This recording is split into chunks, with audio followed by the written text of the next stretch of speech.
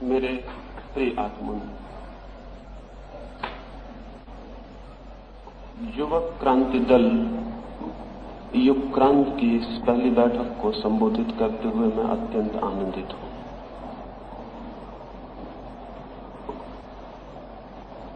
युवक क्रांति दल के संबंध में पहली बात तो ये समझ लेनी जरूरी है कि मैं युवक किसे कहता हूं।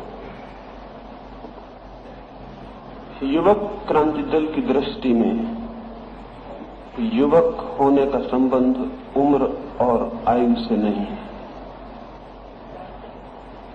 युवक से अर्थ है ऐसा मन जो सीखने को सदा तत्पर है, ऐसा मन जिसे ये भ्रम पैदा नहीं हो गया है कि जो भी जानने योग्य था वो जान लिया गया है, ऐसा मन जो बूढ़ा नहीं हो गया है और स्वयं को रूपांतरित और बदलने को तैयार है। बूढ़े मन से अर्थ होता है ऐसा मन जो अब आगे इतना लोचपूर्ण नहीं रहा है कि नए को ग्रहण कर सके, नए का स्वागत कर सके। बूढ़े मन का अर्थ है पुराना पड़ गया मन, उम्र से उसका भी कोई संबंध नहीं है। आदमी के शरीर की उम्र होती है, मन की कोई उम्र नहीं होती है। मन की दृष्टि होती है, धारणा होती है। इस देश में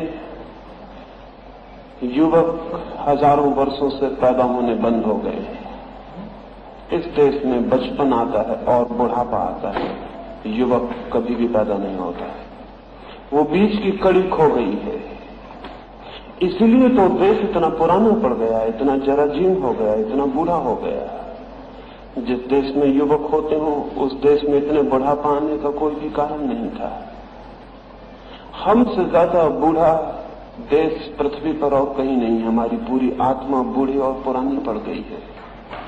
हमारी सारी तकलीफ और पीड़ा के पीछे बुनियादी कारण यही है कि हमारे पास युवा चित्त, यंग माइंड नहीं है। युवक क्रांति दल इस देश में युवा चित्त को पैदा करना चाहता है। युवा चित्त का अर्थ है जो सख्त नहीं हो गया, कठोर नहीं हो गया, पत्थर नहीं हो गया, अभी बदल सकता है, रूपांतरित हो सकता है, अभी सीख सकता है। उसने सब कुछ सीख नहीं लिया। स्वामी रामतीर्थ की उम्र मुश्किल से 30 वर्ष थी और वो हिंदुस्तान के बाहर गए। पहली बार उन्होंने जापान की यात्रा की। वो जिस जहाज पर सवार थे उस जहाज के डेक पर एक जापानी बूढ़ा, एक जर्मन बूढ़ा जिसकी उम्र कोई 90 वर्ष होगी, जिसके हाथ पैर कपते थे, जिससे चलने में तकलीफ होती थी, जिसकी आंखें कमजोर पड़ गई थी, वो चीनी भाषा सीख रहा था। चीनी भाषा जमीन पर बोली जाने वाली कठिनतम भाषाओं में से एक है। चीनी भाषा को सीखना सामान्यतया बहुत श्रम की बात है। कोई 10, 15, 20 वर्ष ठीक से मेहनत करे तो चीनी भाषा में ठीक से निष्णात हो सकता है। 20 वर्ष जिसके लिए मेहनत करनी पड़े, 90 वर्ष का बूढ़ा उसे आबासा से सीखना शुरू कर रहा हो, पागल है। कब सीखेगा वो? कब सीख पाएगा? कौन सी आशा है उसको बच जाने की कि वो 20 साल बचेगा? और अगर 20 साल बच भी जाए और निष्णात भी हो जाए चीनी भाषा में, तो उसका उपयोग कब करेगा? जिस चीज को सीखने में 15-20 वर्ष खर्च करने पड़े, उसके उपयोग के लिए भी तो 10, 25, 50 वर्ष हाथ में होने चाहिए। कि उपयोग कब करेगा? वो रामतीर्थ परेशान हो गए, उसको देख देख के परेशान हो गए, और वो सुबह से सांझ तक सीखने में लगा हुआ है। नहीं बर्दाश्त के बाहर हुआ तो उन्होंने 30 दिन उससे पूछा कि क्षमा करें, आप इतने वृद्ध हैं, 90 वर्ष पार कर गए मालूम पड़ते हैं, आप ये भाषा सीख रहे हैं, ये कब सीख पाएंगे? कब बच पाएंगे आप सीखने के बाद? कब इसका उपयोग करेंगे? उस बूढ़े आदमी ने आंखें ऊपर उठाई और उसने कहा, तुम्हारी उम्र कितनी है? रामतीर्थ का मेरी उम्र कोई 30 वर्ष होगी। वो बूढ़ा हंसने लगा और उसने कहा कि मैं तब समझ पाता हूं कि हिंदुस्तान इतना कमजोर, इतना हारा हुआ क्यों हो गया है। उस बूढ़े ने कहा कि जब तक मैं जिंदा हूं और मर नहीं गया हूं, और जब तक जिंदा हूं तब तक कुछ न कुछ सीख ही लेना है, नहीं तो जीवन व्यर्थ हो जाएगा। मरना तो एक दिन है, वो तो जिस दिन मैं पैदा हुआ उसी दिन से तय है कि मरना एक दिन है। अगर मैं मृत्यु पर ध्यान रखता तो शायद कुछ भी नहीं सीख पाता था, क्योंकि एक दिन मरना है, क्योंकि एक दिन मरना है, क्योंकि एक दिन मरना है। लेकिन जब तक मैं जिंदा हूं, मैं पूरी तरह जिंदा रहना चाहता हूं, और पूरी तरह जिंदा वही रह सकता है जो जीते एक एक पल का, एक एक क्षण का नया कुछ सीखने में उपयोग कर रहा है। जीवन का अर्थ है नए का रोज रोज अनुभव। जिसने नए का अनुभव बंद कर दिया है वो मर चुका है, उसकी मृत्यु कभी की हो चुकी, उसका अब अस्तित्व पोस्थुमस है, वो मरने के बाद अब किसी तरह जी रहा है। उस बूढ़े आदमी ने कहा कि मैं सीखूंगा जब तक जीता हूं, और परमात्मा से एक ही प्रार्थना है, जब मैं मरूं तो मृत्यु के क्षण में भी सीखता हुआ ही मरूं, ताकि मृत्यु भी मुझे मृत्यु जैसी न मालूम पड़े, वो भी जीवन प्रतीत हो। सीखने की प्रक्रिया है जीवन, ज्ञान की उपलब्धि है जीवन। लेकिन इस देश का दुर्भाग्य है कि हमने सीखना तो हजारों साल से बंद कर दिया। हम नया कुछ भी सीखने को उत्सुक और आतुर नहीं है। हमारे प्राणों की प्यास ठंडी पड़ गई है, हमारी चेतना की ज्योति ठंडी पड़ गई है। हमें एक भ्रम पैदा हो गया है कि हमने सब सीख लिया, हमने सब पा लिया, हमने सब जान लिया। जानने को अनंत शेष है। आदमी का ज्ञान कितना ही ज्यादा हो जाए, उस विस्तार के सामने ना कुछ है जो सदा जानने को शेष रह जाता है। ज्ञान तो थोड़ा सा है, अज्ञान बहुत बड़ा है। उस अज्ञान को जिसे तोड़ना है उसे सीखते ही जाना होगा, सीखते ही जाना होगा, सीखते ही रहना होगा। लेकिन भारत में ये सीखने की प्रक्रिया और युवा होने की धारणा ही खो गई है। यहां हम बहुत जल्दी सख्त हो जाते हैं, कठोर हो जाते हैं, लोच खो देते हैं, बदलाहट की क्षमता, रिसेप्टिविटी, ग्राहकता सब खो देते हैं। एक जवान आदमी से भी यहां बात करो तो वो इस तरह बात करता है जैसे उसने अपनी सारी धारणाएं सुनिश्चित कर ली हैं, उसका सब ज्ञान ठहर गया है, उसकी आंखों में इंक्वायरी नहीं मालूम होती, उसके व्यक्तित्व में जिज्ञासा नहीं मालूम होती, खोज नहीं मालूम होती। ऐसा लगता है कि उसने पा लिया, जान लिया, सब ठीक है, आगे अब कुछ करने को शेष नहीं रह गया। प्राण इस तरह बूढ़े हो जाते हैं, व्यक्तित्व इस तरह जराजीर्ण हो जाता है, और हजारों वर्षों से इस देश का व्यक्तित्व जराजीर्ण है। युवक क्रांति दल इस जराजीर्ण व्यक्तित्व को तोड़ देना चाहता है। आकांक्षा यह है कि हम भारत की युवा चेतना को जन्म दे सकें। युवा चेतना का दूसरा लक्षण है साहस। भारत से साहस भी खो गया है, सीखना भी खो गया, जिज्ञासा भी खो गई, साहस भी खो गया है। हम तो अंधेरे में जाने से भी भयभीत होते हैं, अनजान रास्तों पर जाने से भयभीत होते हैं, सागर में उतरने से भयभीत होते हैं, पहाड़ चढ़ने से भयभीत होते हैं। और ये तो बहुत छोटी चीजें हैं। जो इन अनजान चीजों से भयभीत होता है वो चेतना के अनजान लोकों में, अननोन में कैसे प्रवेश करेगा? वहां तो वो डर के लौट आएगा, वहीं बैठा रहेगा जहां है। हमने जीवन की कुछ अनजान गहराइयां, ऊंचाइयां हैं, उनकी यात्रा भी बंद कर दी। हमने कुछ सूत्र याद कर लिए हैं, हम उन्हीं सूत्रों को याद करके चुपचाप बैठे रह जाते हैं। व्यक्तित्व हमारी एक साहसपूर्ण, एक एडवेंचरस खोज नहीं है। न तो बाहर के जगत में हिमालय को चढ़ने के लिए बाहर से यात्री आते रहे,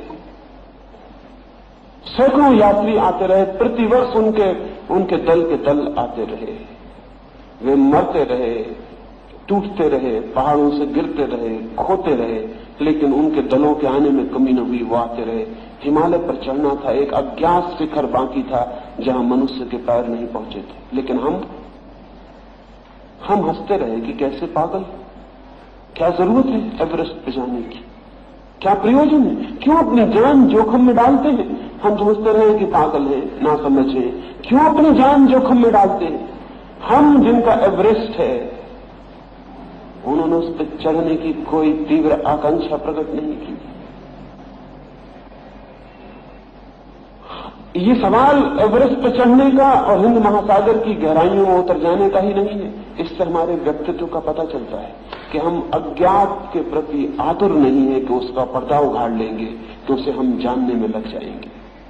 फिर जीवन में बहुत कुछ अज्ञात है, पदार्थ का अज्ञात लोक है, साइंस उसे खोजती है। हमने कोई साइंस विकसित नहीं की, 3000 वर्ष के लंबे इतिहास में हमने कोई साइंस विकसित नहीं की। क्यों?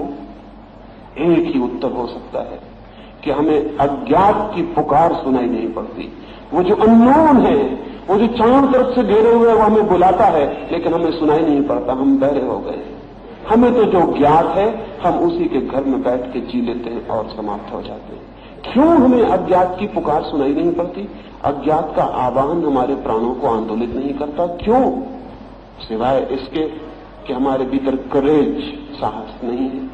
क्योंकि अज्ञात में जाने के लिए साहस चाहिए, ज्ञात में, नोन में जीने के लिए किसी साहस की जरूरत नहीं। इसलिए तो भारत कभी भारत के बाहर नहीं गया। भारत के युवकों ने कभी भारत के बाहर जाके अभियान नहीं किए, उन्होंने कोई लंबी यात्राएं नहीं की, उन्होंने पृथ्वी की कोई खोजबीन नहीं की। वे नहीं गए दूर दूर उत्तर ध्रुवों तक, नहीं दक्षिण ध्रुव तक, नहीं आज वे चांद तारों पर जाने की आकांक्षा से भरे। साहस नहीं है, साहस की कमी होती है तो हम वहीं रहना चाहते हैं जहां परिचित लोग हैं, जहां जाना माना है। उसी रास्ते पर चलते हैं जिस पे बहुत बार चल चुके हैं, क्योंकि अनजान रास्ते पे कांटे हो सकते हैं, गड्ढे हो सकते हैं, भटकना हो सकता है, अनजान रास्ते पे भूल हो सकती है, अनजान रास्ते पर हम खो सकते हैं। ये सारा भय हमें इतना पकड़ लिया है कि हम ज्ञात पर ही चलते हैं, कोल्हू के बैल की तरह हम चक्कर लगाते रहते हैं। लकीर है जानी हुई, उसी को पीटते रहते हैं। ऐसे कभी इस देश की आत्मा का उदय हो सकेगा?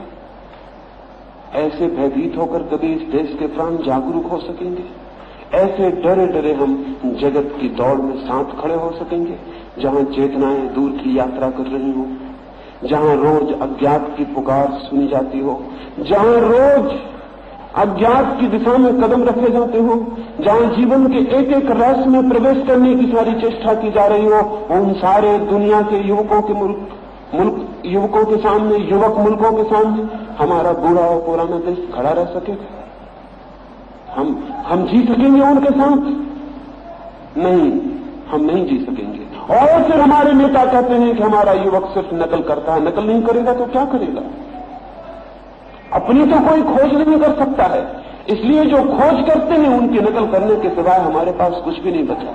हमारा पूरा व्यक्तित्व इमिटेशन है पश्चिम का। हम पश्चिम की नकल कर रहे हैं, करेंगे हम, क्योंकि उनके साथ खड़े होने का इसके अतिरिक्त कोई उपाय नहीं है। हमारी तो अपनी कोई खोज नहीं है, हमारा तो अपना कोई उद्घाटन नहीं, अन्वेषण नहीं, हमारी तो अपनी कोई शोध नहीं, हमारे तो अपने कोई रास्ते नहीं है। हमें उनकी नकल करनी ही पड़ेगी। और ध्यान रहे, एक बार जब हम बाहर के जगत में नकल करना शुरू करते हैं तो भीतर हमारी आत्मा मरनी शुरू हो जाती है। क्यों? क्योंकि आत्मा कभी भी नकल नहीं बन सकती, आत्मा कार्बन कॉपी नहीं बन सकती है। आत्मा का अपना व्यक्तित्व अनूठा, यूनिक। और जब भी हम बाहर से नकल करना शुरू करते हैं तभी भीतर हमारे प्राण सिकुड़ जाते हैं, तभी भीतर हमारे प्राण मुरझा जाते हैं, क्योंकि उन प्राणों की अपनी प्रतिभा थी, अपना द्वार होता, अपना मार्ग होता। बाहर से नकल करने वाले लोग भीतर से मर जाते, लेकिन हम हमेशा नकल करते रहे। आप कहेंगे पश्चिम की नकल तो हमने अभी अभी शुरू की है। पहले हम अतीत की नकल करते थे, अब हम पश्चिम की नकल कर रहे हैं। इतना फर्क पड़ा है, और कोई फर्क नहीं पड़ा। पहले हम वो जो बीत चुका था उसकी नकल करते थे, जो हो चुका था, जा चुका था, उस इतिहास की जो पीछे था हमारे, उसकी हम नकल करते थे। क्योंकि कंटेम्पररी जगत का हमें कोई भी पता नहीं था, तो हमारे सामने एक ही जगत था बीता हुआ, और हम थे, तो हम बीते की नकल करते थे। राम की, कृष्ण की, बुद्ध की, महावीर की हम नकल करते थे। हम अतीत की नकल करके जीते थे। अब हमारे सामने कंटेम्पररी वर्ल्ड खुल गई है। अब इतिहास धुंधला मालूम होता है, चारों तरफ फैली हुई दुनिया हमें ज्यादा स्पष्ट दिखाई पड़ती, हम उसकी नकल कर रहे हैं। लेकिन हम हजारों साल से नकल ही कर रहे हैं, चाहे बीते हुए लोगों की और चाहे हमसे दूर जो आसपास खड़ा हुआ जगत है उसकी। लेकिन हमने अपनी आत्मा को विकसित करने की हिम्मत खो दी है, साहस खो दिया है। युवक क्रांति दल साहस को पुनरुज्जीवित करना चाहता है। बाहर के जगत जीवन में भी और अंतस के जगत और जीवन में भी साहस टूट सके, वो काड़ा टूट सके, दीवाने टूट सके, वो साहस की धारा बह सके भीतर से, उसकी फिक्र करना चाहता है। लेकिन हमारी सारी धारणाएं साहस के विरोध में है। अगर साहस करना है तो संदेह करना पड़ेगा, और अगर साहस नहीं करना है तो विश्वास कर लेना हमेशा अच्छा है। साहस करना है तो डाउट चाहिए, और अगर साहस नहीं करना है तो फेथ, बिलीफ, श्रद्धा, विश्वास चाहिए। हमारा सारा देश विश्वास करने वाला देश है। मान लेना है हमें जो कहा जाता है, उस पर सोचना नहीं, विचार नहीं करना, क्योंकि सोचना और विचार करने में फिर खतरा है। हो सकता है हम मानी हुई मान्यताओं से विपरीत जाना पड़े हमें, हो सकता है मानी हुई मान्यताएं तोड़नी पड़े, हो सकता है जो स्वीकृत है, जो पक्ष है हमारा, वो गलत सिद्ध हो, कि ये हम सहने को राजी नहीं है, इसलिए उसकी तरफ आंख ही नहीं खोलनी है। शुतुरमुर्ग निकलता है, और अगर दुश्मन उसका आ जाए तो रेत में मुंह गड़ा के खड़ा हो जाता है। आंख बंद हो जाती है रेत में, तो शुतुरमुर्ग को दिखाई नहीं पड़ता कि दुश्मन, वो खुश हो जाता है, वो मान लेता है जो नहीं दिखाई पड़ता वो नहीं है।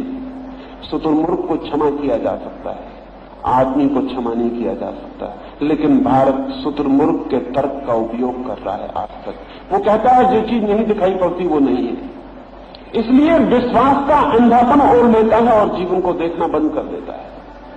जीवन में नग्न सत्य हैं जिन्हें देखने में पीड़ा हो सकती है, लेकिन वे हैं, चाहे उनकी कितनी ही पीड़ा हो, उन्हें आंख खोल कर देखना पड़ेगा, क्योंकि आंख खोलकर देखने पर ही हम उन्हें रूपांतरित करने में, बदलने में, ट्रांसफर करने में भी सफल हो सकते हैं।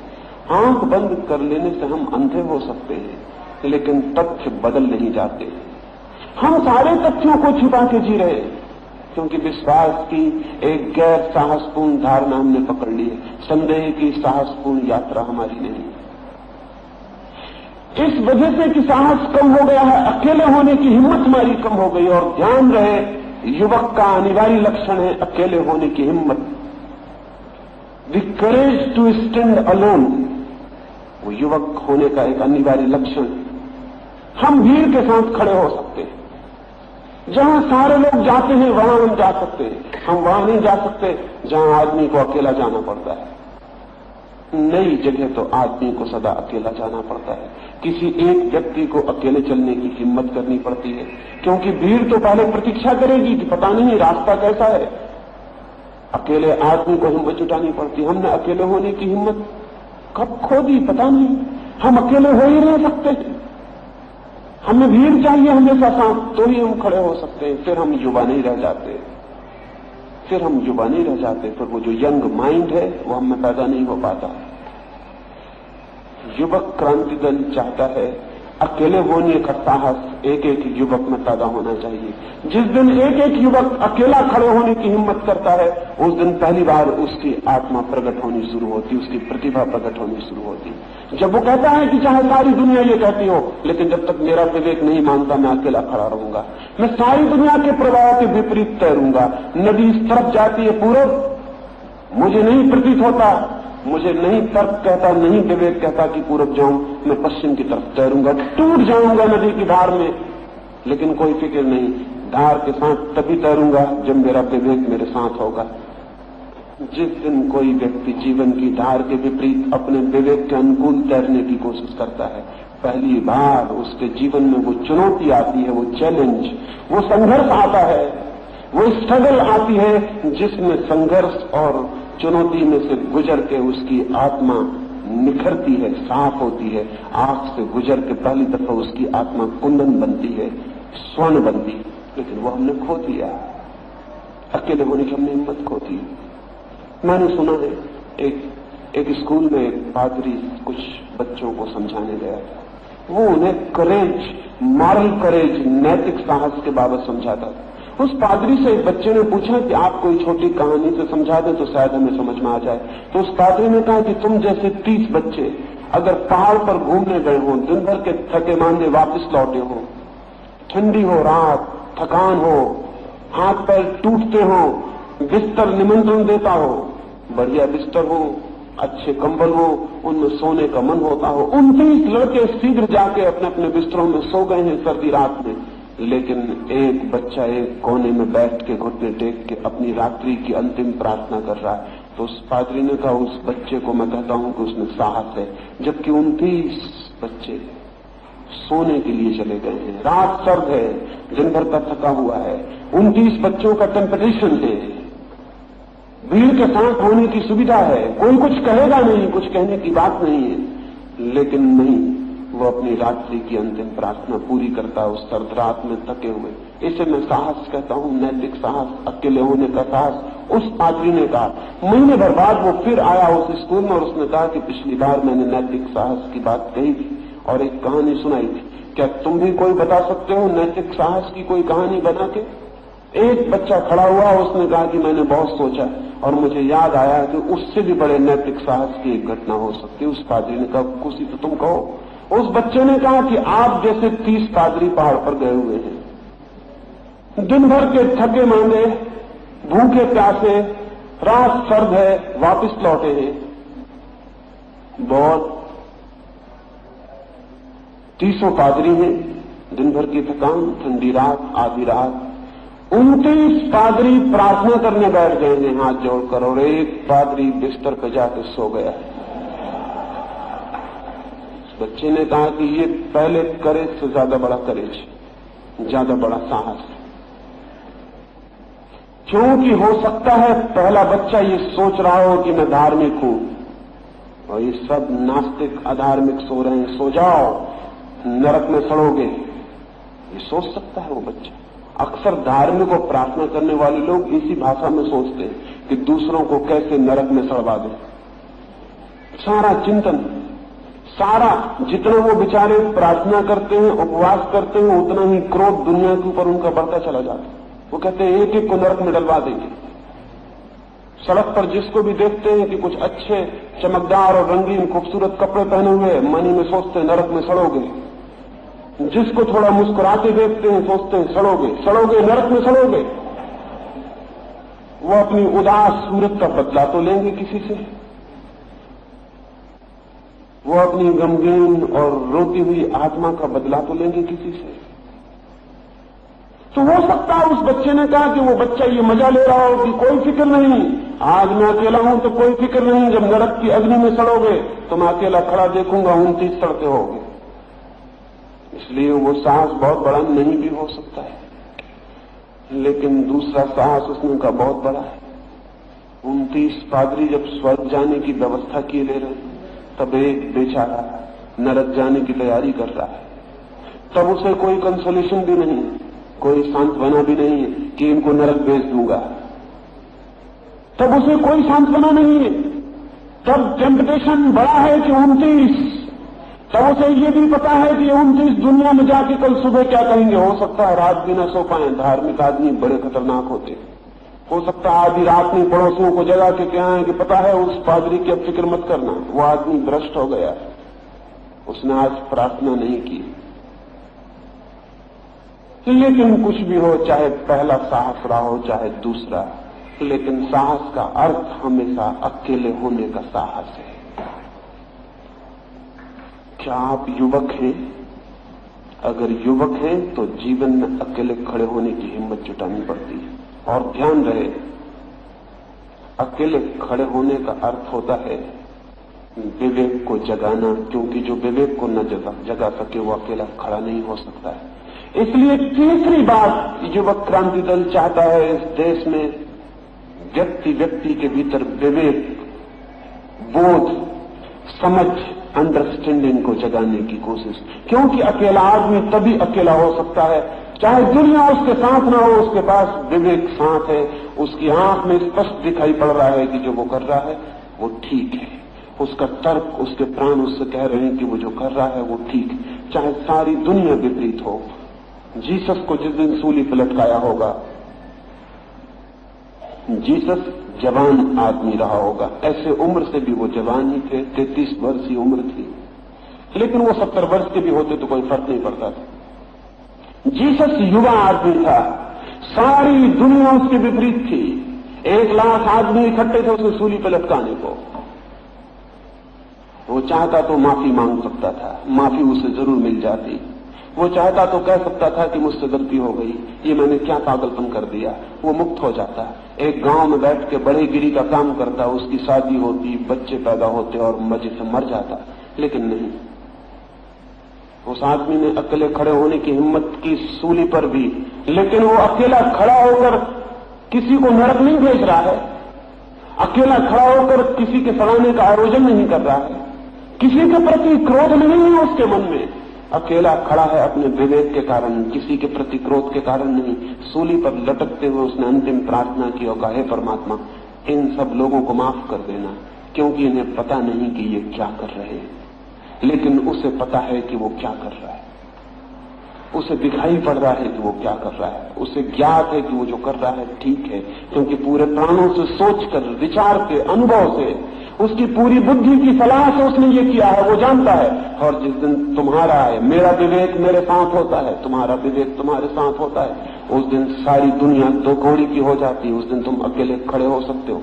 विवेक की शक्ति इतनी बड़ी है कि सारी दुनिया की शक्ति छीन हो जाती है। इसलिए तीसरी बात युवक क्रांति दल चाहता है, विवेक कैसे विकसित हो, बुद्धिमत्ता कैसे विकसित हो।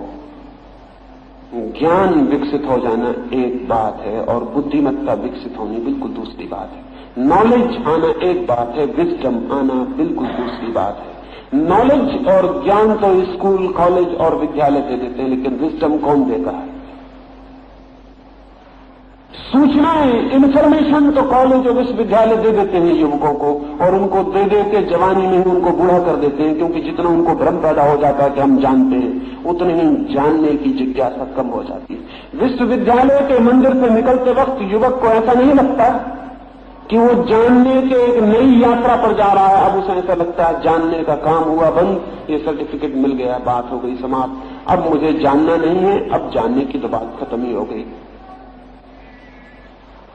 ठीक विश्वविद्यालय तो तब होगा जब विश्वविद्यालय हमें विद्या का मंदिर नहीं मालूम पड़ेगा, विद्या के मंदिर की सिर्फ सीढ़ियां मालूम पड़ेगा। विश्वविद्यालय वहां छोड़ता है जहां सीढ़ियां समाप्त होती हैं और असली ज्ञान का मंदिर शुरू होता है। लेकिन उस ज्ञान का नाम नॉलेज नहीं है, उस ज्ञान का नाम विजडम है, उसका नाम है समझ, उसका नाम है बुद्धिमत्ता। युवक क्रांति दल चौथी बात बुद्धिमत्ता, विजडम पैदा करने के प्रयोग करना चाहता है। और इसलिए भी कि सारे जगत में ही, हिंदुस्तान में तो, क्योंकि अभी तो काम यहां है, युवक के पास सारी बुद्धिमत्ता ऐसा लगता है पैदा ही नहीं हो पा रही। वो जो भी कर रहा है बुद्धिहीन है, उसका सारा उपक्रम बुद्धिहीन है, उसका विद्रोह बुद्धिहीन है, उसकी बगावत बुद्धिहीन है। मैं बगावत का विरोधी नहीं हूं, मुझसे ज्यादा बगावत का प्रेमी खोजना मुश्किल है।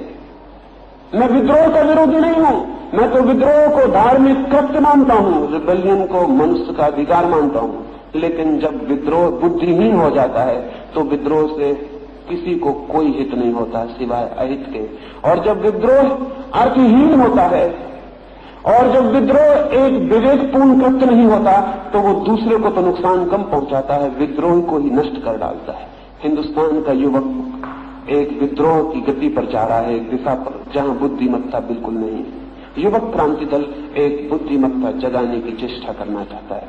बुद्धिमत्ता जगाने के उपाय हैं, बुद्धिमत्ता जगाने की विधियां हैं। जिस तरह ज्ञान पैदा होता है सूचनाएं इकट्ठी करने से, जिस तरह ज्ञान इकट्ठा होता है अध्ययन से, मनन से, चिंतन से, उसी तरह बुद्धिमत्ता उत्पन्न होती है ध्यान से, मेडिटेशन से।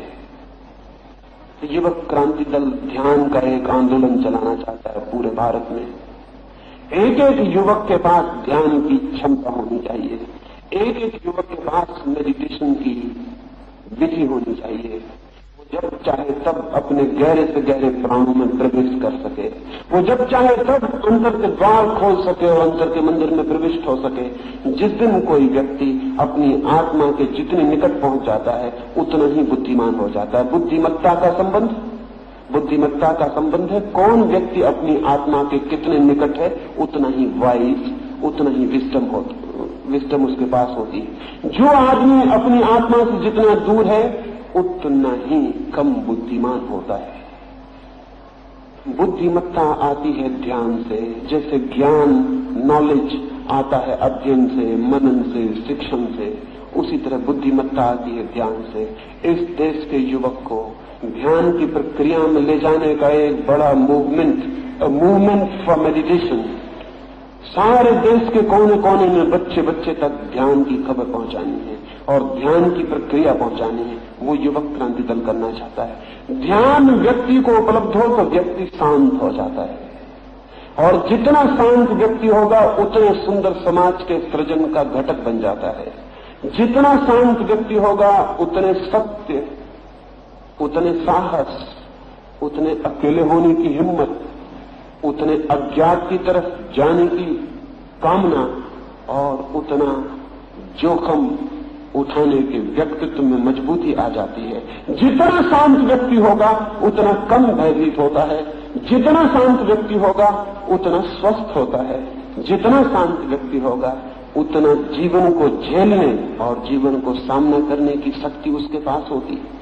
हमारा युवक जीवन के सामने बैंकरप्ट, दिवालिया की तरह खड़ा हो जाता है, उसके पास कुछ भी नहीं, कुछ सर्टिफिकेट हैं, कागज के कुछ ढेर हैं, उनको वो बुलंदा बांध के जिंदगी के सामने खड़ा हो जाता है, उसके पास भीतर और कुछ भी नहीं। ये बड़ी दयनीय अवस्था है, ये बहुत दुखद है। और फिर इस स्थिति में फ्रस्ट्रेशन पैदा होता है, विषाद पैदा होता है, तनाव पैदा होता है, क्रोध पैदा होता है, और इस क्रोध में वो समाज को तोड़ने में लग जाता है, चीजें नष्ट करने में लग जाता है। आज सारे मुल्क का बच्चा बच्चा क्रोध से भरा हुआ है। क्रोध में वो कुर्सियां तोड़ रहा है, फर्नीचर तोड़ रहा है, बस जला रहा है। नेता है मुल्क के, वो कहते हैं कुर्सियां मत तोड़ो, बस मत जलाओ, मकान मत मिटाओ, खिड़कियां मत तोड़ो। लेकिन नेता भी जानते हैं कि वे भी नेता कुर्सियां तोड़ के, बसें जला के, कांच फोड़ के हो गए। उनको पक्का पता है, उनकी सारी नेतागिरी इसी तरह की तोड़फोड़ पर निर्भर खड़ी हो गई है। ये बच्चे भी जानते हैं कि नेता होने की तरकीब यही है कि कुर्सियां तोड़ो, मकान तोड़ो, आग लगाओ। इसलिए वो पुराने नेता जो कल यही करते रहे थे, आज यही दूसरे को समझाएंगे, वो समझ में आने वाली बात नहीं। फिर उन नेताओं को ये भी पता नहीं है कि कुर्सियां तोड़ी जा रही हैं, सिर्फ सिंबॉलिक है। कुर्सियों से बच्चों को क्या मतलब हो सकता है?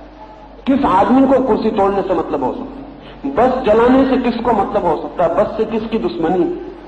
ऐसा पागल आदमी खोजना मुश्किल है जिसकी बस से और दुश्मनी हो, कि कांच तोड़ने में कुछ रस आता हो। नहीं, ये सवाल नहीं है, ये सवाल ही नहीं है, ये बिल्कुल असंगत है, इससे कोई संबंध नहीं है।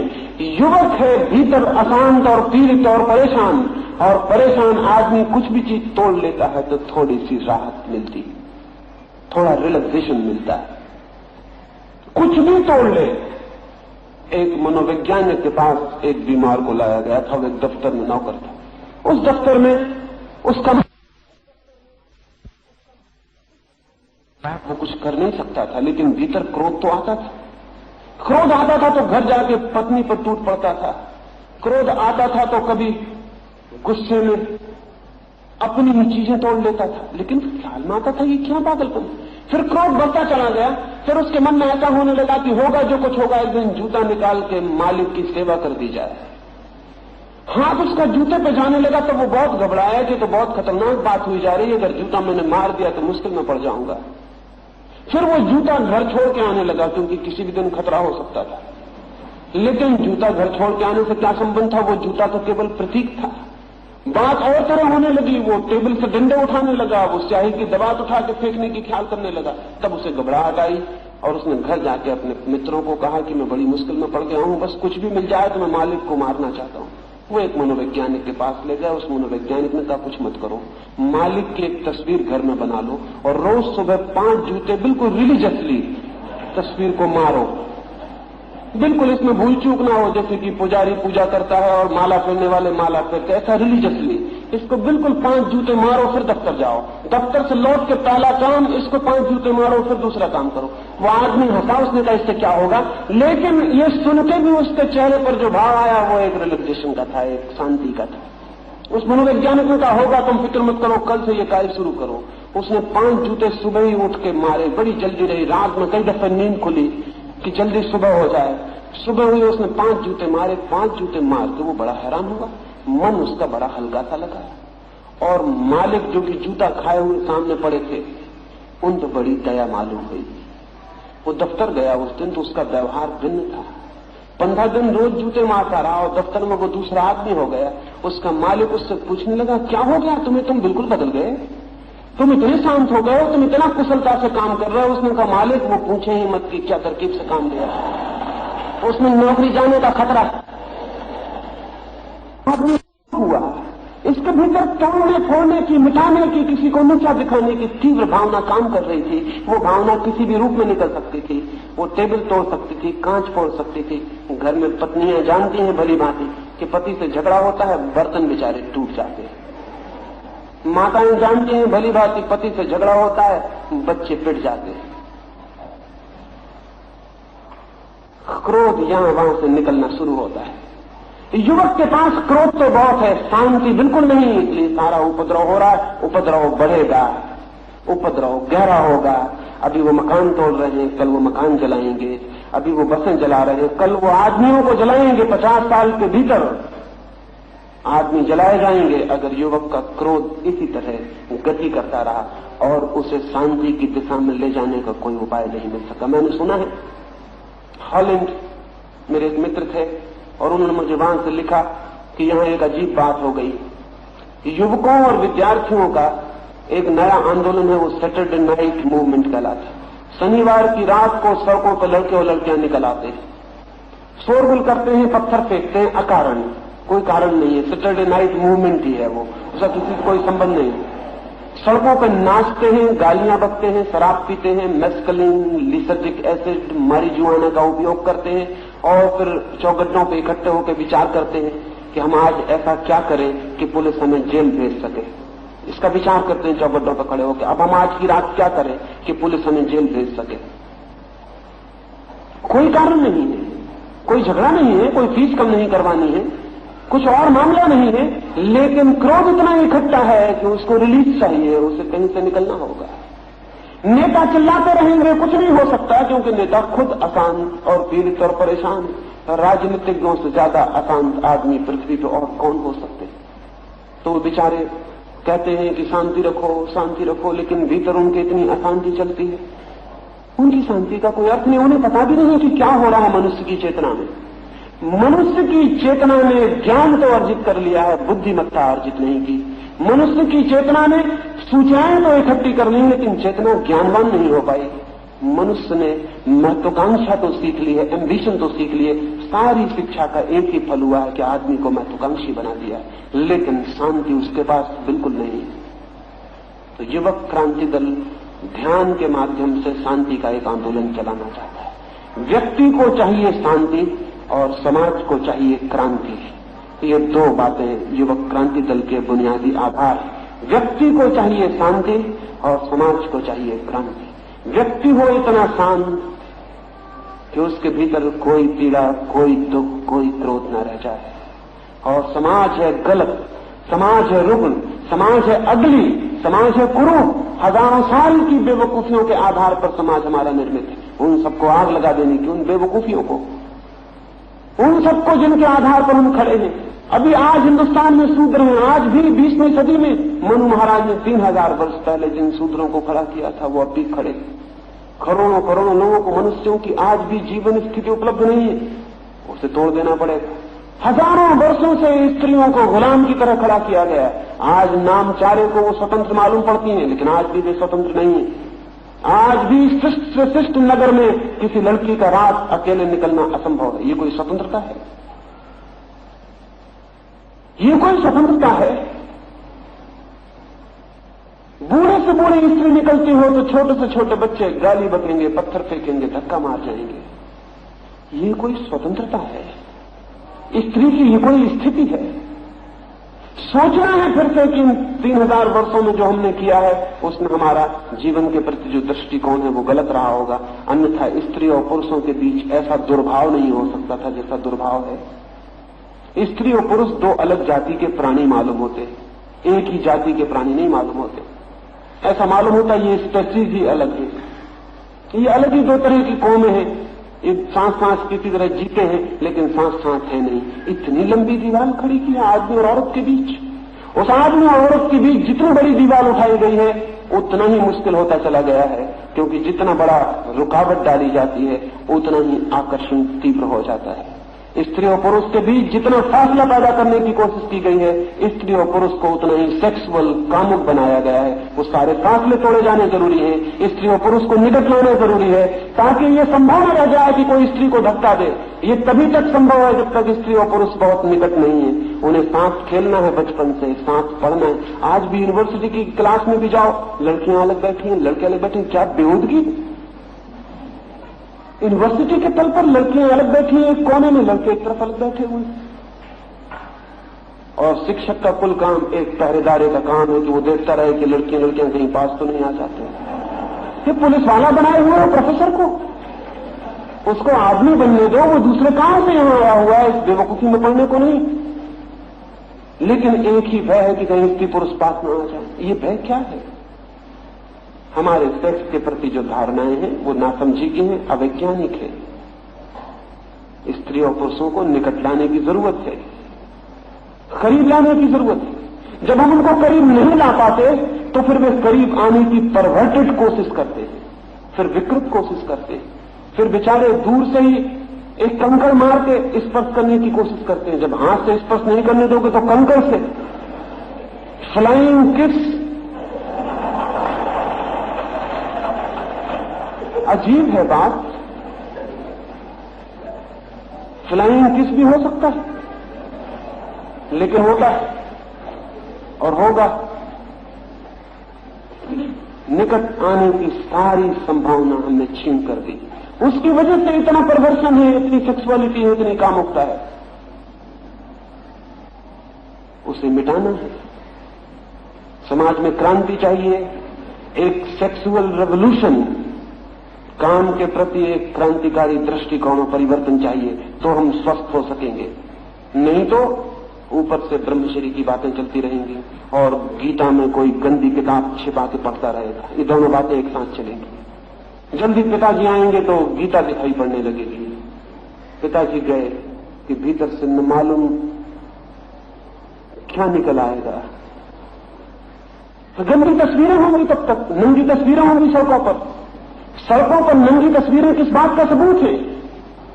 सड़कों पर नंगी तस्वीरें इस बात का सबूत है कि स्त्री और पुरुष को एक दूसरे को नग्न देखने की इच्छा पूरी नहीं हो पाती।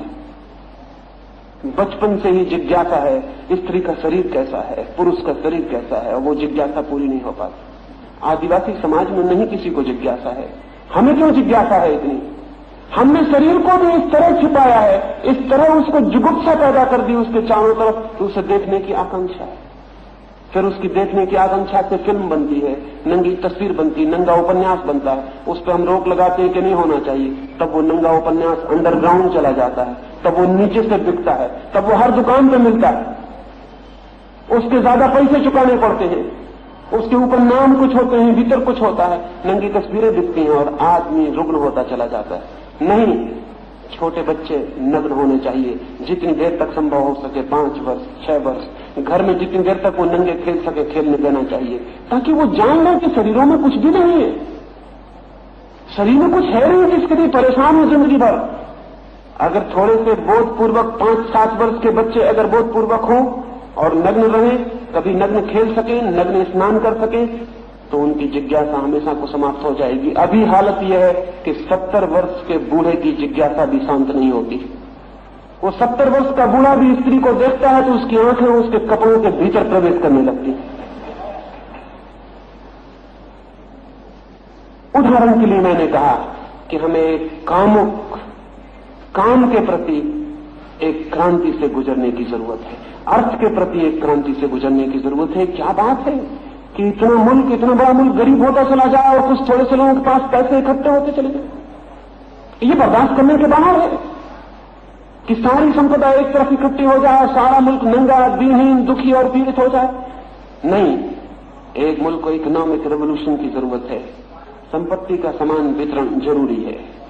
संपत्ति सब तक पहुंचनी चाहिए, सबकी है। जैसे आकाश सबका है, पृथ्वी सबकी है, संपत्ति भी सबकी है। सब उसे संयुक्त मिलकर पैदा करते हैं, सब उसके मालिक होने के हकदार। संपत्ति राष्ट्र की हो, समाज की हो, व्यक्ति की नहीं। व्यक्तिगत संपत्ति से मुक्त हुए बिना इस देश के जीवन में कभी सुख का उदय नहीं हो सकता है। कितना ही हम चिल्लाएं कि भ्रष्टाचार न हो, चोरी न हो, बेईमानी न हो, वो होगी।